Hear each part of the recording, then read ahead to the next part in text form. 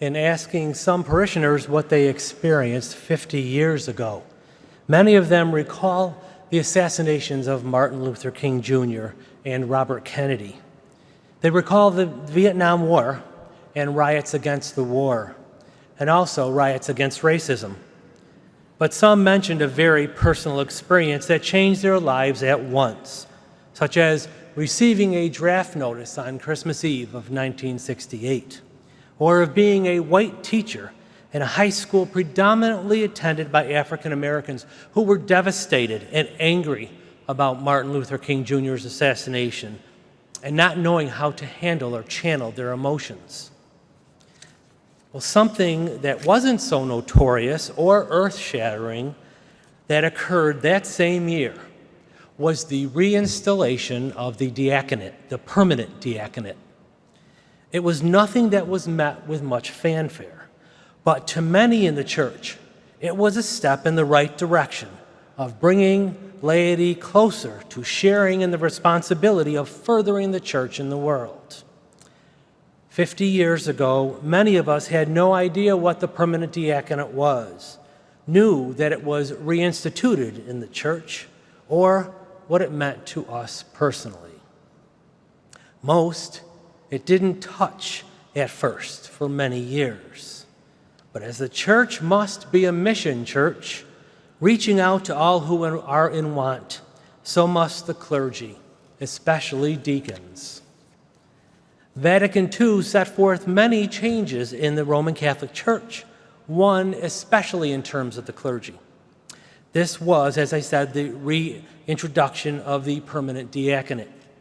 50 years ago this year was when that ministry was again welcomed in the church, I say that because it has been a part of the clergy for thousands of years, until it fell out of favor as men moved more towards the presbyteriate or the priesthood than the diaconate. The deacon is believed to be mentioned in Acts 6, when the apostles felt widows and orphans were being neglected. So they sought out 7 reputable men filled with the Spirit and wisdom, whom we shall appoint to this task. This is where the term diaconia was used, which means servants. Irenaeus witnessed to the belief that this servitude was to be not one of a waiter, but one who serves as Jesus served. The deacon started as being closely affiliated with the bishop, being the bishop's eyes and ears, and assisting the bishop in the administration of the community, performing sacred rites and acts of charity. As the wave of Christianity moved across the countries, a need was for men who could work independently of the bishop. So the priesthood grew and the diaconate declined. By the 5th century, the diaconate had sharply declined, and by the Middle Ages, it was only an order that men received as a step to the ordination of the priesthood. This type of deacon continues today, with each seminarian being ordained a transitional deacon for a period of time directly prior to being ordained a priest. But the permanent diaconate is what Vatican II brought back, and is a level of clergy now growing to today where we are some 28,000 strong across the U.S. The permanent diaconate is a level of clergy that is meant to stand on its own. We are not positioned to replace priests, or has this ministry been reactivated to do so. As you have witnessed during the Mass, we deacons have our own part of the Mass with our own responsibilities. Our charisms, or responsibilities, are those of the Word, liturgy, and charity. We deacons are to bring the Word to our neighbors, who we know as everyone, and live the Word as one working among the laity in a secular job, in a marriage, in a nuclear family. This is why when a deacon is present at Mass, he is the one who is to proclaim the Word, the gospel. The second charism is that of liturgy. Again, we have our duties during the Mass that have significance of bringing the laity to the Eucharist. We baptize, perform marriages, and conduct funeral services in church. and at the gravesite. We are named as the minister of the cup, which explains the reason for the deacon elevating the cup during the consecration. The third charism is that of charity, which leads us to minister to those in need and champion causes such as family life. Deacons are seen as having one foot in the secular world and one foot in the clerical world, as we can be married and have secular jobs. Some see us as the bridge between the laity and the clergy.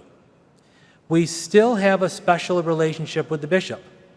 We take a vow of obedience to the bishop when we were ordained. We're called to mission work, outreach to sick and dying.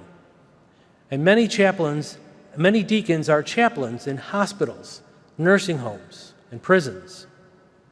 When the permanent diaconate was brought back, we were seen to be outreach for this missionary church, because a church that is not reaching out to its people is not likely to continue. Deacons are reflected in the servitude nature of Christ. Sometimes God works in the smallest of terms, and these changes may be life-altering. A parishioner related a story to me how she started college the same year her son did, and it led to a successful career that she would not have had she not have obtained that college degree. Another person told me that his first job was in the kitchen of Krause Irving Memorial Hospital. The man who trained him, Francis, was older. He had suffered a stroke, but he did his job as good as anyone else in the kitchen. They all had to wear paper hats as part of their uniform. Each day before lunch, Francis would take off his paper hat, bow his head, and say a short prayer. This example led this parishioner to recognize the quiet ways God comes to us. In a similar way, the deacon is called to be a humble servant, where his actions are to point others toward God. Some of us are called to the diaconate quietly, as shown by the example of Francis. But some have a strong push, as our friend who received the draft notice on Christmas Eve, or a friend who taught in the high school during those tumultuous times. Archbishop of Newark, Joseph Cardinal Tobin, in his address to the 2018 National Diaconate Congress, stated that the effects of an ecumenical council are not felt for many years. The diaconate is post-Vatican II, and it started slowly. It wasn't readily accepted by either clergy or laity. Change to the church comes slowly, and it takes years for any change in the church to be fully implemented and accepted. The diaconate continues to evolve as it seeks to meet the needs of the people. We are here to enhance the church, to complement the priests in their duties as the Eucharistic presence. We witness to families and the parishioners in a way of sacrificial love. In secular employment, we make evident the dignity of human work and bring attention to the gospel of life. We are here as a ministry to serve as Jesus served. More and more, we are accepted by people as a level of clergy unto ourselves. Our mission is to be known not for what we do, but for who we are.